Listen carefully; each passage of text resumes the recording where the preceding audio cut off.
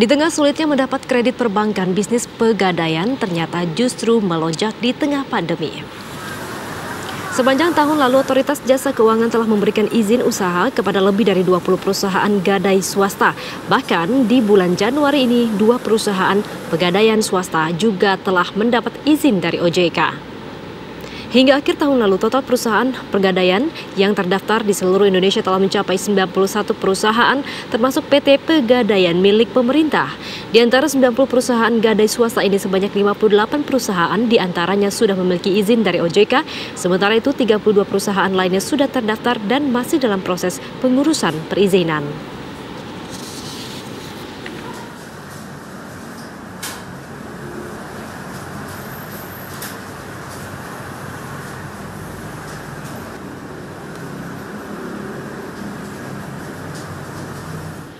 Bisnis gadai menjadi salah satu sektor usaha yang masih mampu bertahan di tengah pandemi COVID-19.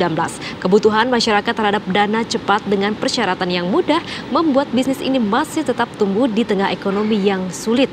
Berikut liputan reporter Gina Vita dan juru kamera Agung Dul.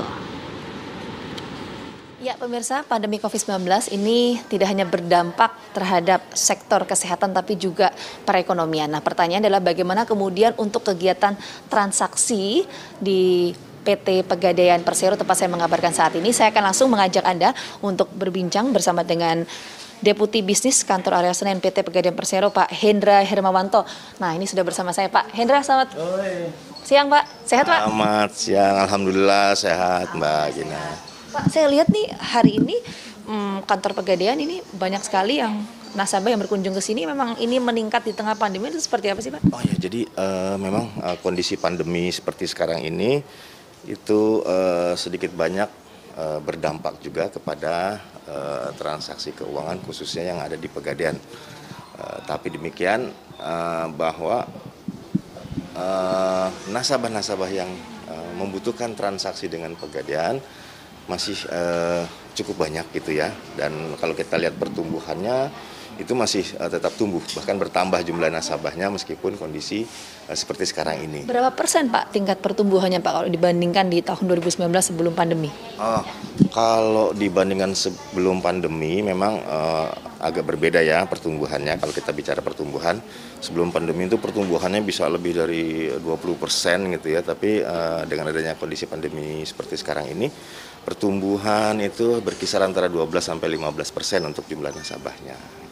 Artinya menurun atau gimana itu? Menurun berarti? Tetap meningkat, hanya peningkatannya tidak seperti kondisi normal gitu ya. Dengan adanya kondisi pandemi ini kan banyak sekali WFH dan sebagainya, terus jumlah nasabah yang di sini itu ya banyak yang harus berdiam di rumah. Barang-barang apa aja sih yang biasanya banyak digadaikan oleh para nasabah ketika datang ke sini? Kalau di sini mayoritas barang jaminan yang dijadikan sebagai jaminan nasabah itu mayoritas adalah perhiasan emas dan juga logam mulia. Sehingga ketika membutuhkan modal, artinya di tengah kondisi pandemi seperti sekarang ini, nasabah itu masih terus melakukan aktivitas kegiatan, baik itu yang sebagai karyawan ataupun sebagai pengusaha, itu banyak yang membutuhkan dana untuk diputar, dan salah satunya kebutuhan dana tersebut melalui transaksi di Pegadaian.